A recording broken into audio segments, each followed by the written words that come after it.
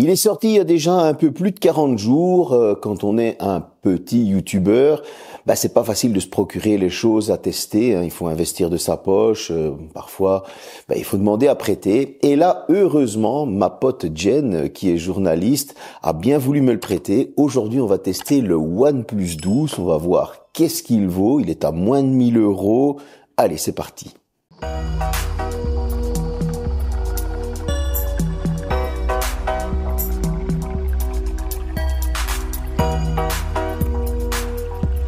Bon, pas de déballage, désolé, je pense être le dernier du YouTube Game à le tester, pas de bol pour moi, mais au moins je donne quand même mon avis. Et on commence à cet avis avec le design. Ultra premium, il n'y a rien à dire, franchement des qualités de finition au top, un toucher super agréable, on retrouve le petit sigle OnePlus à l'arrière qui est gaufré dans le dos et c'est pas pour déplaire. Au niveau des objectifs, à la base, quand je l'ai vu en photo, etc., j'étais pas fan. Franchement, j'hésitais, je me dis ouais, bof, pas terrible, ça ressort fort. Et au final, ces objectifs photo qui sont moulés un petit peu dans la coque sur le côté, c'est pas pour déplaire et ça a un petit côté premium là aussi.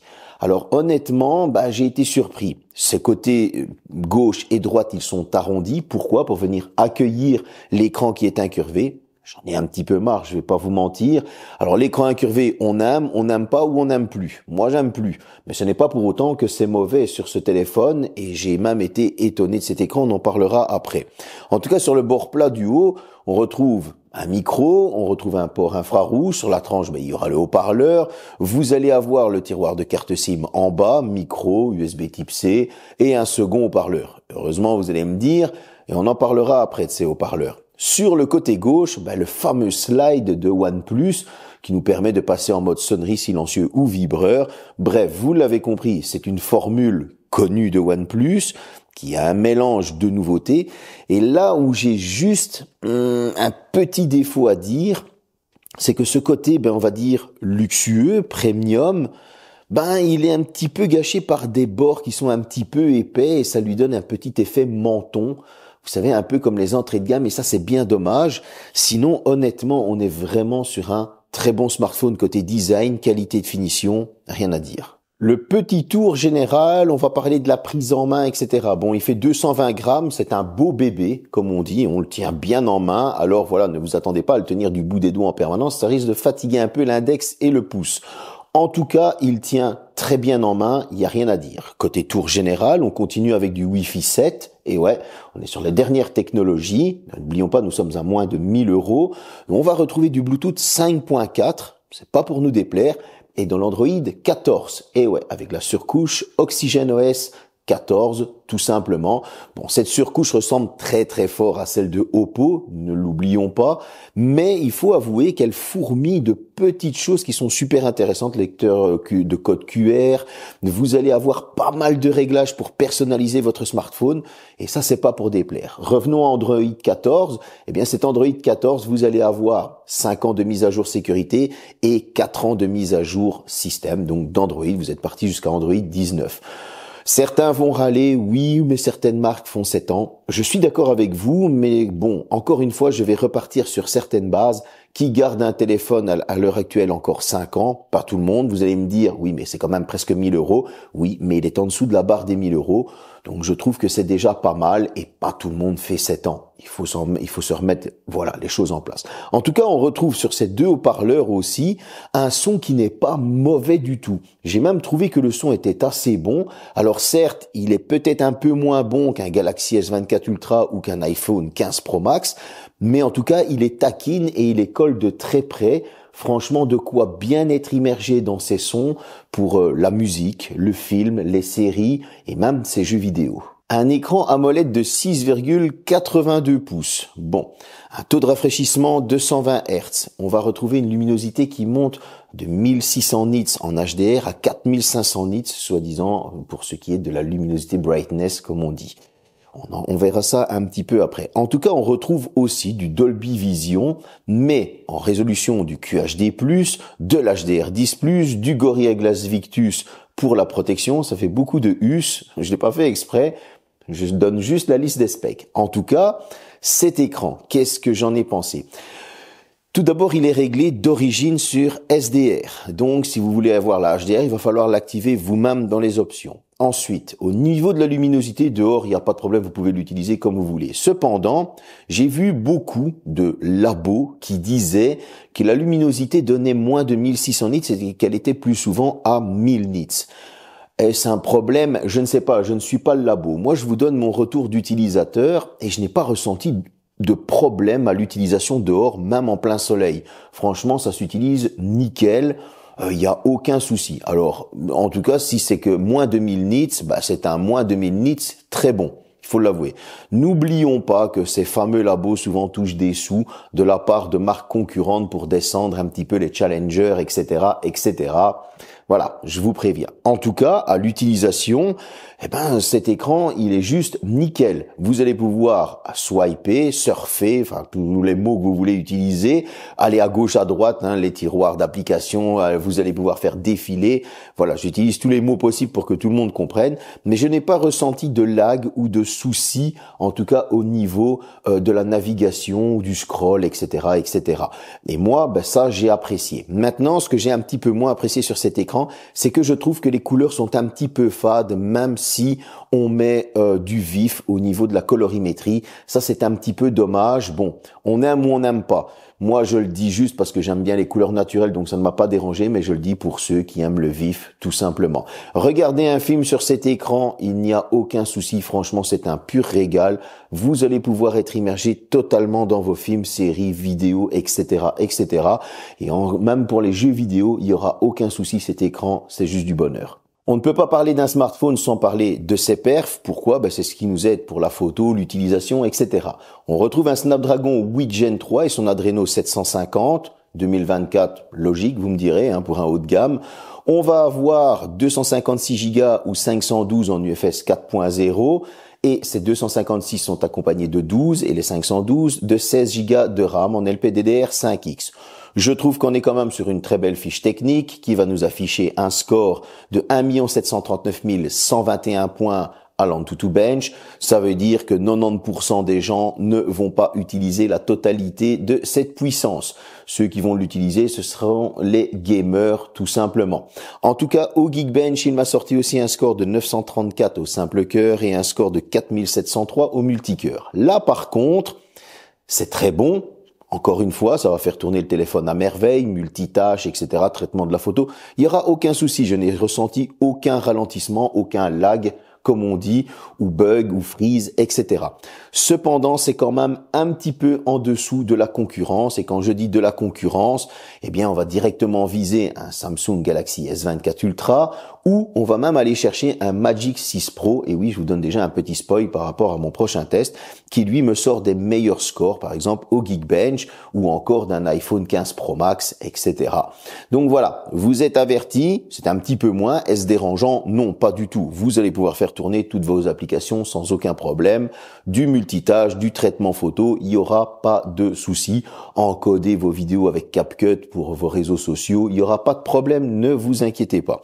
En tout cas, maintenant, on va partir un petit peu sur le jeu vidéo. Et là, j'ai été très surpris.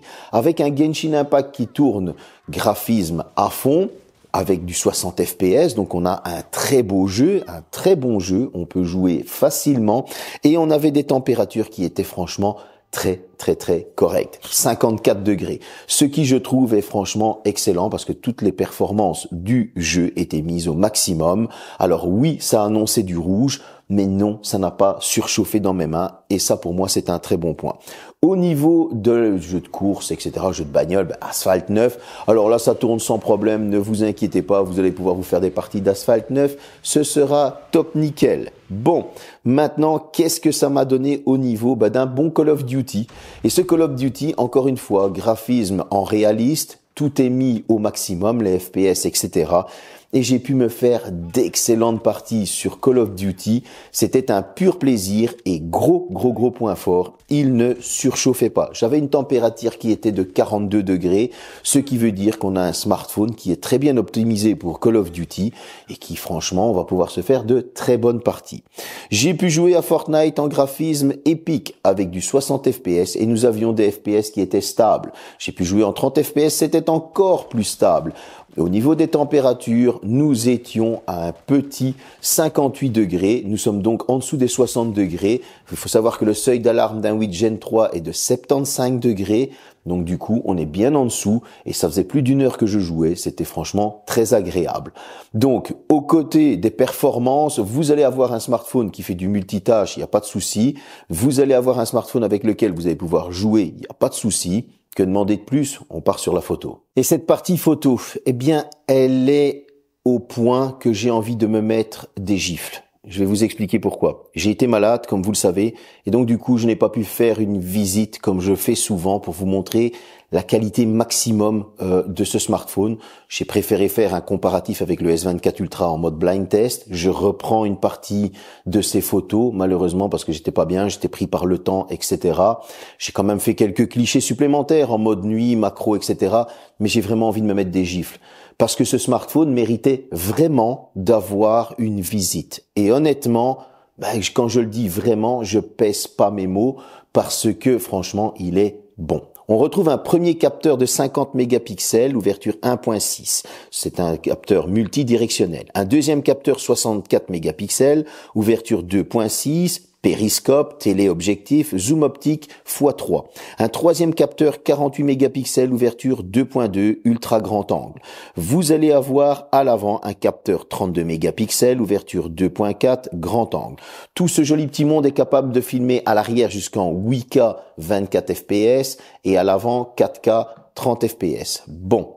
Eh ben, comme je vous le disais, je regrette vraiment de ne pas avoir pu faire à cause du point que j'étais malade, du point de vue que j'étais malade, eh bien, d'avoir fait cette visite. Sinon, ça aurait encore retardé le test de ce smartphone qui est juste très bon. On a une partie photo de nuit qui franchement fait son taf. Alors, quand c'est l'obscurité totale, ce n'est pas comme en plein jour. C'est vrai, on pourrait lui mettre ça comme défaut. Mais en tout cas, quand c'est éclairé, eh bien, ça gère très bien le mode nuit. Il n'y a rien à lui reprocher. Au niveau de la macro, c'est très très bon. Au niveau des selfies et du portrait, et là aussi, encore une fois, c'est très bon parce qu'on a des tons naturels. Ce n'est pas trop lissé d'origine. On a vraiment un très beau portrait avec un très bon contouring et un très bon selfie qui donne du détail lorsqu'on va aller zoomer dans la photo. On va avoir des photos qui nous donnent des tons naturels et qui franchement ne sont pas mauvaises du tout. Et ça fait plaisir. Le zoom, quant à lui, va pouvoir aller jusqu'à x120. Alors, vous le savez, le x100, x120, etc., je m'en fous et je m'en contrefous. Mais en tout cas, quand moi je zoome jusqu'à du x10 et qu'on zoome jusqu'à du x20 et que ça reste bon, voire très bon, ben pour moi, c'est un très gros point fort. Et c'est ça que je me suis dit, merde, j'aurais voulu faire une visite photo avec ce smartphone. Au niveau de la vidéo, là aussi j'ai été étonné. On n'a pas de saccade dans les vidéos, même en 4K 60 fps et même en 8K 24 fps, on n'a pas de saccade. Ça reste très très bon et c'est ça qui fait plaisir d'avoir un smartphone à moins de 1000 € qui nous sort des performances comme ça en photo. Pour ma part, j'ai vraiment adoré cette partie photo. Et même quand j'ai fait le test pour le blind test, 2 fois test, où je courais pour avoir la stabilisation. Alors oui, on n'est pas en 4K stabilisé, on est encore en 1080p 60 fps stabilisé. Mais c'est très bon et je peux vous le dire, j'ai eu un genou bousillé quand je faisais des arts martiaux, etc. Donc je boite un petit peu lorsque je cours. Eh bien, on ne le remarque pas lorsque je cours et c'est ça qui fait plaisir. On a vraiment une très bonne partie photo et franchement, si j'ai de nouveau l'occasion de l'avoir apprêté par ma pote Jen, honnêtement, rien que pour le fun, je ferais bien une petite visite photo pour vous montrer ce qu'il est capable de faire parce que ça vaut vraiment le coup. Voilà, ça c'est le test de la caméra frontale, comme ça vous avez une idée de la qualité du microphone. Comme vous pouvez le voir, j'ai quand même un superbe décor derrière. Et voilà, comme ça si vous avez et l'image et le son de la caméra frontale, nous sommes en 4K 30 fps. Une charge de 100 watts, une batterie de 5400 mAh. Il aura fallu, et là on voit le pouvoir du groupe OnePlus Oppo, parce que c'est le même groupe, Au niveau de la charge, ils ont un temps d'avance, encore une fois, avec une charge de 100 watts, il aura fallu 25 minutes pour la recharger entièrement, cette batterie. Et cette batterie, elle fait quand même 5400 mAh, c'est un très gros point fort. Vous allez me dire, qu'est-ce que ça a donné à l'utilisation? Lorsque j'ai mis une vidéo en continu, pour le faire tourner, eh bien j'ai été étonné de voir, et ça dès le premier jour, hein, donc il n'y avait pas encore le machine learning qui avait étudié mes habitudes, etc., etc. Eh bien nous étions à 20h07 de vidéo continue en 4K. Et ça, ben pour moi déjà c'est très très bon. Je me suis dit, on va avoir une excellente utilisation parce que j'avais l'impression que la batterie voulait pas mourir. Alors certes, j'ai déjà vu mieux, hein, j'ai déjà vu avec du 2h, 22h40, etc. Mais c'est très très bon. Encore une fois, et on a 25 minutes pour le charger entièrement. Donc c'est le temps de manger un truc, prendre une douche, etc. Vous êtes reparti avec un bon 60% et là vous êtes encore reparti. Donc il n'y a pas de problème. À l'utilisation complète maintenant. Et là, je parle de mon utilisation personnelle, du jeu vidéo, de la vidéo, mes mails, mes messages, etc. Donc, je l'ai pas lâché de la journée. Eh bien, j'ai tenu plus de 14 heures. Ça veut dire qu'en partant à 7 heures du matin à 100%, j'arrivais à 21 heures plus ou moins et il me restait encore 12%. Ce qui, je trouve, est excellent parce que quand j'ai tenu les 20 heures, j'étais à 7%. Donc, en grappillant encore ces 5%, eh bien, j'aurais pu tenir facilement encore une demi-heure, voire un peu plus. Que demander de plus? Eh bien, à une utilisation plus raisonnable, hein, on va appeler ça comme ça, vous allez pouvoir tenir franchement votre 28 heures, 24 à 28 heures. Et utilisation raisonnable, j'entends par là qu'il n'y a pas de jeux vidéo, donc ça bouffe déjà moins de vidéos, mais on est plus un petit peu sur les réseaux sociaux, mail, messages, etc. Ce qui en fait une très bonne autonomie, en tout cas, pour un smartphone avec une telle puissance, bravo.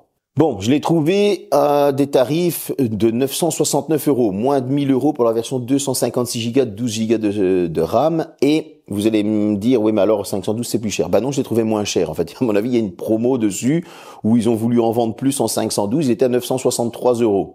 Je vous mets le lien dans le descriptif. S'il y en a encore, foncez. Ne réfléchissez pas, prenez-le parce que honnêtement, je vais vous donner les points forts et les points faibles. Les points faibles. On aurait pu avoir de l'IP68. Oui, je me le suis réservé pour la fin, celui-là, parce que comme ça, ainsi tout le monde écoute la vidéo jusqu'au bout. Parce qu'on est en IP65 et c'est dommage. Il manque 3 petits points pour avoir vraiment le truc premium. Alors, on va avoir cet HDR qui n'est pas poussé au maximum. Et ça, c'est un petit peu dommage parce que déjà de 1, il est réglé sur SDR d'origine. La HDR, faut l'activer à part et enfin dans les paramètres et elle n'est pas poussée au plus. Et l'écran n'est pas super bien calibré. Voilà, je veux dire, la luminosité n'est pas mauvaise, mais les couleurs qui sont pas trop calibrées, c'est un peu dommage parce que ça vient gâcher un excellent smartphone qui a un très bon design avec franchement des qualités de finition top, une charge 100 watts qui ne démérite pas. Vous allez avoir une autonomie qui est peut-être pas la meilleure, mais qui est franchement dans un bon top 5. Et là, il faut le signaler aussi. Vous allez avoir des performances haut de gamme, l'alert slider, oui, je l'aime bien, moi, ce petit alert slider pour pouvoir passer en mode sonnerie, etc. Je trouve que c'est franchement un très bon point sur un smartphone. Il y a ça sur l'iPhone aussi, maintenant, c'est plus en slide, mais autre chose. Mais en tout cas, moi, j'aime bien. Et donc, je le signale, j'ai envie de le dire. Ce que je vais maintenant vous donner, en plus de ces excellentes performances, c'est l'écran. J'ai donné des défauts, mais il y a aussi cette qualité du 120 Hz qui, honnêtement, est ultra fluide. Et voilà, il y a des bons et des mauvais points dans cet écran, mais ça n'en fait pas un mauvais écran pour autant. Tout simplement, j'avais envie quand même d'équilibrer la chose. Et dernier point, alors ce téléobjectif x3, cette partie photo, franchement, voilà, je me mets une gifle parce que j'aurais dû ne pas être malade et j'aurais dû aller faire une visite photo, tout simplement parce franchement, il le mérite. Est-ce un bon smartphone? Si je dois lui mettre une note, je vais pas vous mentir, je ne lui mettrai pas un 10 sur 10, ni un 9, mais plus un 8, parce qu'il n'y a pas la certification IP68, il y a ce petit manque de calibrage, etc. Mais c'est un très bon 8 sur 10 qui frôle le 8,5 sans vous mentir. Si vous cherchez un smartphone haut de gamme à moins de 1000 €, franchement, n'hésitez pas. Ce OnePlus 12, j'avais un petit peu lâché la marque depuis le OnePlus 8 Pro. Je trouvais que ce qui était sorti après n'était plus dans la lignée OnePlus. Mais là, on est à moins de 1000 €. Il vient clairement titiller les 1500, les 1300 €. Donc, on peut lui dire que c'est presque un flagship killer. Allez, salut.